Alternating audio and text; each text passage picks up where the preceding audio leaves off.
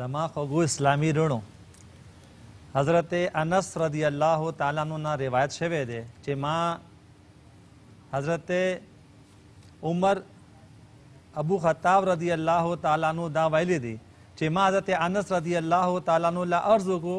چې مصافحه یعنی لحاظ ملاول دا د نبی کریم صلی اللہ علیہ وسلم د صحابہ کرام په زمانہ کې وو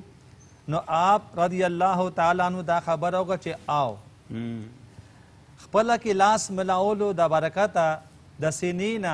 بغض خپل دشمنی خلاصيږي او چې یو بل له توفه ورکې دینه مینا محبت ډیریږي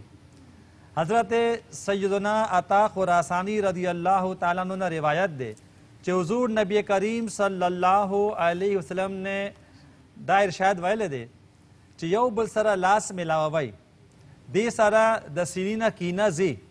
او یو بل توفه ورکوي دینا محبت ډیریږي او دشمنی خلاصيږي. میرے بیچے پیارے اسلام بھائی، اب تک جو مبلغ دعوت اسلامی نے بیان کیا دو خوبصورت حدیثیں، ایک بخاری شریف کی اور ایک مشکات شریف کی حدیث بیان کی ہے. اردو زبان میں عرض کرتا ہوں، یاد رہے کہ میرے بیچے اسلامی بھائیوں، جب دو اسلامی بھائی آپس میں ملے تو پہلے سلام کریں، پھر دونوں ہاتھ ملائیں. بوقت ملاقات مصافحہ کرنا سنت صحابہ بلکہ سنت رسول صلی اللہ تعالیٰ علیہ وسلم ہے. اور سبحان اللہ، جو بخاری شریف کی حدیث ہے، حضرت ابو الخطاب رضی اللہ تعالیٰ عنہ نے فرمایا کہ میں نے حضرت انس رضی اللہ تعالیٰ عنہ سے عرض کی، کیا مصافحہ یعنی ہاتھ ملانا نبی پاک علیہ السلام کے صحابہ کرام میں مروج تھا؟ کیا وہ رائج تھا اس زمانے میں؟ آپ رضی اللہ تعالیٰ عنہ نے فرمایا ہاں. بخاری شریف کی حدیث ہے کہ صحابہ کرام ایک دوسرے سے گویا ہاتھ ملایا کرتے. آپ اور جو مشکات شریف کی حدیث ہم نے سنی کہ حضرت عطا خراسانی سے روایت ہے، نبی کریم علیہ السلام نے ارشاد فرمایا ایک دوسرے سے مصافحہ کرو،